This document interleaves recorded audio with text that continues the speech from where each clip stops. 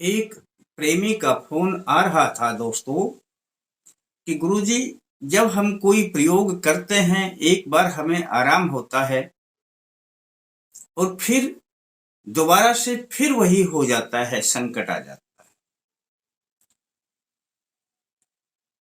मैंने कहा कि आप बार बार इस प्रयोग को दोहराया करें। जितनी बार मैंने बताया उससे भी अधिक कर लें और थोड़ा अधिक कर लें। उन्होंने कहा, गुरुजी हम क्या कर लें, करने वाला हमारे ऊपर तंत्र मंत्र करता ही रहता है। अब मैंने कहा कि क्या वह खाली ही बैठा रहता है, उसके पास कोई काम ही नहीं है क्या? कहने लगे, गुरुजी ऐसा ही है। फिर भी हमने उनकी बातों को मान लिया। हो सकता है करता रहता हो।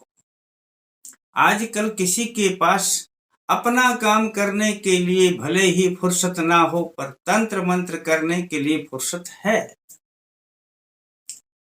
दोस्तों, आज मैं जो प्रयोग बताने जा रहा हूं वह प्रयोग है कि यदि बार बार कोई व्यक्ति तंत्र मंत्र का प्रयोग करता है और आपका संकट एक बार तो ठीक होता है, लगता है कि अब ठीक हो जाएगा, परंतु वो ठीक होने को नहीं आता, वह फिर कर देता है। दोस्तों, पहले तो मैं इस बात को स्पष्ट कर देता हूं कि जब कोई क्रिया करता है तो वह नकारात्मकता इतनी फैल जाती है अपने घर में कि धीरे धीरे करके नकारात्मकता फैलती बढ़ती जाती है, निकलती नहीं है। अब निकलती नहीं है तो हमें लगता है कि बार बार प्रयोग किया जा रहा है, पर चलो हम मान भी लेते हैं कि वह बार बार प्रयोग को करता है, तो मैं आपको एक साधारण सा उपाय बताऊंगा।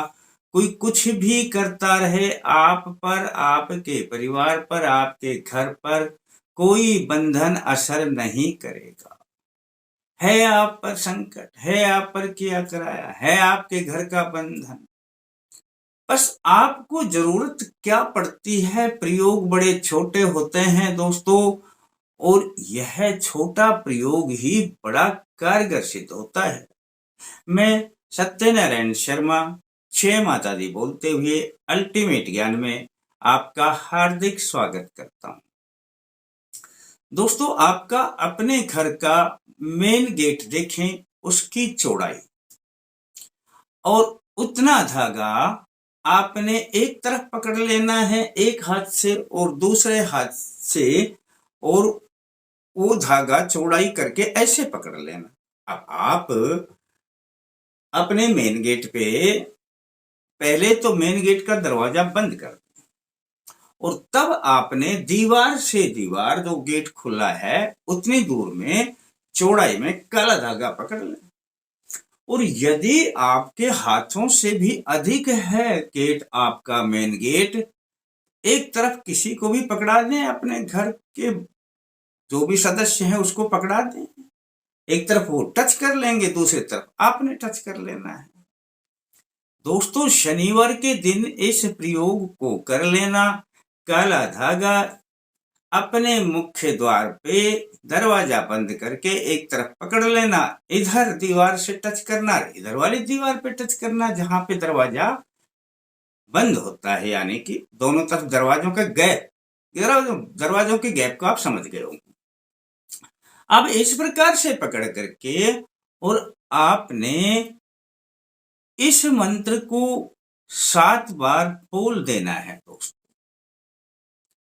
आपने लंबाई का धागा काट लिया, बस उससे चाहे थोड़ा अधिक हो जाए, इतना अधिक हो जाए, इतना अधिक हो जाए, थोड़ा सा अधिक हो जाए, ज्यादा तो बड़ा नहीं लेना, लेकिन कोई परवाह नहीं है, पर छोटा नहीं होना चाहिए धागा। अब दोस्तों, इस धागे को जब आप लगा लेंगे तो धागे को लगा कर रखना है और इस मंत्र को बोलना है दोस्तों। ओम रक्ष रक्ष गो रक्षनाथ नमामि गोरख सर्वदा। इस मंत्र को 7 बार बोल देना दोस्तों। जब तक 7 बार बोलोगे तब तक ये धागा दोनों तरफ पकड़े रखना। इतना सा काम है इस धागे में। अब थोड़ी थोड़ी दूरी पे 7 गांठें लगा लेना। बस धागे को अच्छी तरीके से अपने हाथ पे ही लपेट लेना इकट्ठा करने के लिए।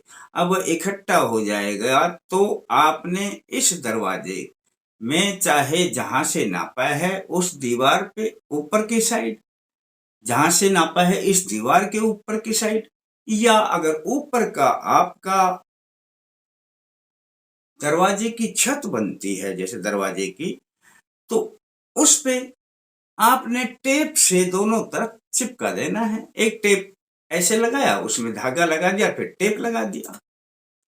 टेप आपके पास मिल ही जाया करती है दोस्तों। जब तक यह धागा रहेगा आपके घर की सुरक्षा होती रहेगी, चाहे वह कुछ करता रहे, बार बार करने वाला कुछ कर ले।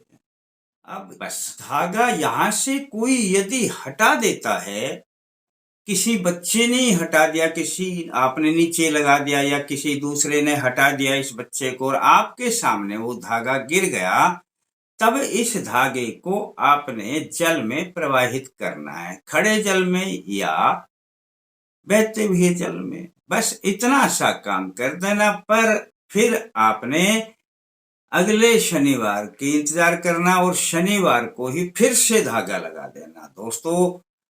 धागा अगर कोई गलती से हटा दे तो उसे जल में प्रवाहित कर देना, इधर उधर ना डालना, गिरने के बाद काम नहीं करना।